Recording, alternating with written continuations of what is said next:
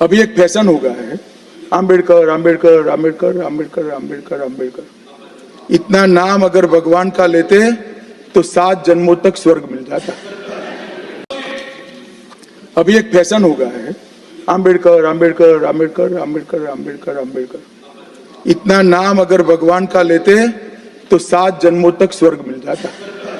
दिल्ली का भी सदन नहीं चला और वहाँ भी आप जानते हैं कि सरकार की तरफ से किस तरह की भाषा का इस्तेमाल हुआ। हम आप सब बाबा साहब भीमराव अम्बेडकर जी को बहुत सम्मान करते हैं। बाबा साहब भीमराव अम्बेडकर जी का योगदान इस देश के संविधान बनाने में और इस देश को एक ऐसा संविधान जिसमें सबको हक और सम्मान मिलता है, वो बाबा साहब भीमराव अम्बेडकर जी ने दिया। लेकिन आप देखिए उनके सम्मान में किस तरीके से भाषा का इस्तेमाल हुआ है। ये वही लोग हैं जो संविधान कभी बदलना चाहते थे और लोकतंत्र पे हमला करने के लिए कि हमारा लोकतंत्र कमजोर हो जाए। लोकतंत्र वो है जिसमें हम लोगों की बातों को सुनते हैं, हर इंसान को जोड़ करके लोकतंत्र है। लेकिन ये लोग मन विधान से चलने वाले लोग एक तंत्र पसंद करना चाहते हैं। ये तो हालत दिल्ली की है। और यूपी की हालत जो है, हमारे जो मुख्यमंत्री जी, उनकी भाषा तो ऐसी है कि अगर आप सुने तो आपको भी गुस्सा आ जाएगा। उनकी जो भाषा सदन में है वो शायद डेमोक्रेटिक नहीं है, एक सम्मान की भाषा नहीं लगती है।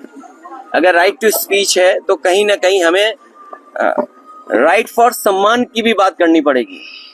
हमारा सम्मान तो हो, कोई भाषा ऐसी इस्तेमाल करे जिससे सम्मान हो। और वही स्थिति आज बनी है कि सरकार के मंत्री, डिप्टी सीएम की जो भाषा थी वो ठीक नहीं थी। आप किसी को उपनाम से कैसे बुला सकते हैं? एक कॉन्स्टिट्यूशनल पोस्ट है, कॉन्स्टिट्यूशनल पोस्ट में बैठे हुए किसी भी व्यक्ति को सम्मान से ही बुलाया जा सकता है।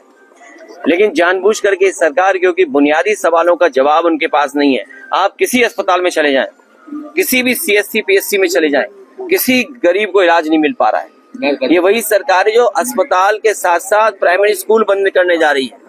मैं आपसे कहना चाहता हूं कि इतनी लूट किसी सरकार में नहीं हुई होगी जिसकी लूट हर स्तर पर आपको देखने को मिल जाएगी। तहसील स्तर, थाना स्तर या किसी भी कामकाज के लिए इतनी लूट उत्तर प्रदेश में नहीं हुई जितना भारतीय जनता पार्टी की सरकार में हो रही है। इन सभी चीजों को छिपाने के लिए भारतीय जनता पार्टी फेस नहीं कर सकती है। सर, क्या कहेंगे संभल पर जो हिंसा हुई है, क्या कहेंगे? वहां पर जाने से रोका गया है सबको। जहां तक मिलने मिलाने की बात है, मैं आपसे बड़े सम्मान के साथ कहना चाहता हूं कि हम लोग खोदने वालों में से लोग नहीं है। देश और समाज को तरक्की खुशहाली पे रास्ते पे ले आने के लिए नए रास्ते खोजते हैं, खोदने वाले नहीं हम लोग नए रास्ते खोजने वाले हैं और ऐसे रास्ते खोजना चाहते हैं जिससे हमारा देश मजबूत हो। जहां तक संभल की घटना है, जब कभी भी जांच होगी सरकार कटघरे में होगी और अधिकारियों के खिलाफ कार्रवाई भी होनी चाहिए और दोषी भी वही पाए जाएंगे। संभल हिंसा पर आप लोगों ने विरोध किया है बसपा जब के समर्थन में। मुझे दूसरे दल का नहीं पता कि दूसरा दल किसके साथ खड़ा है। One nation one election, one nation one ration, one nation और एक ही इलाज है इनका, वोट। वन नेशन को बचाने का जो रास्ता है, जो इनका तरीका है लोकतंत्र को कमजोर करने का। हमारी रीजनल पार्टियों का अपनी वैल्यू है। रीजनल जो प्रदेश बने थे वो कहीं ना कहीं सूझबूझ के साथ बनाए थे। हमारी आइडेंटिटी है और लोकतंत्र में हमारी आइडेंटिटी बची रहे और लोकतंत्र और मजबूत है, इसलिए फेडरल सिस्टम है। लेकिन ये लोगों की सुनना नहीं चाहते हैं, केवल अपनी सुनाना चाहते हैं। ये संविधान से नहीं, मन विधान से चलना चाहते हैं। ये लोकतंत्र नहीं, एक तंत्र चाहते हैं कि एक तंत्र हो, एक का फैसला हो, वही सब माने।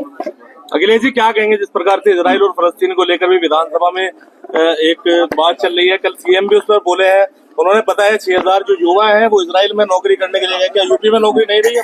देखिए, हमारे मुख्यमंत्री इस बात को गर्व मान रहे हैं कि गरीब बच्चे वो अपना घर परिवार छोड़ करके, अपने सगे संबंधियों को छोड़ करके, अपने घर गांव खेत छोड़ करके और सोचिए इजराइल में न जाने किन परिस्थितियों में क्या नौकरी कर रहे होंगे। किसी कोने में आप चले जाएं, लेकिन जो घर में रोजगार नौकरी कर करके सम्मान आप पा सकते हैं, वो दूसरे कोने में नहीं पा सकते हैं। और सरकार अगर यही गर्व करती है तो जितने बच्चों को नौकरी दिलाई है उन बच्चों की सूची जारी करें, और सूची जारी करते समय ये भी सरकार बताए कि वो बच्चे किस तरह का काम वहाँ कर रहे हैं और किस तरह का काम उनसे लिया जा रहा है। बांग्लादेश के हिंदुओं पर सभी पार्टियां मौन हैं, आप क्या कहना चाहेंगे इस बारे में? कोई पार्टी मौन नहीं है, पूरा देश ने जान लिया है ये सरकार बहुत कमजोर है। पूरे देश ने जान लिया है।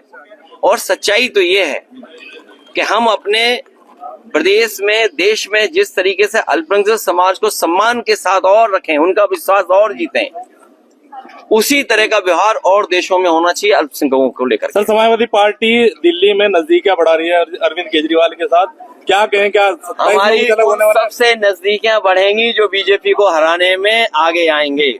सीएम योगी ये इंडिया गठबंधन की मैं आपको बधाई देता हूं सहारनपुर के लोगों को, जिन्होंने इंडिया गठबंधन को जिताने का काम किया था। सीएम योगी जो है संसद से बयान दे रहे हैं किस पे?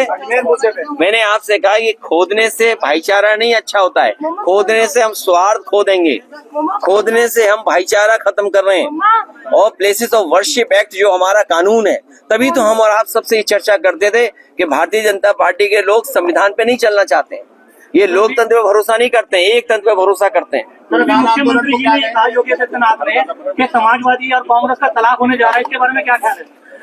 उन्हें क्यों इस बात की चिंता है? उन्हें किस बात की चिंता है? मीरापुर चुनाव में मुख्यमंत्री जी ने कहा है।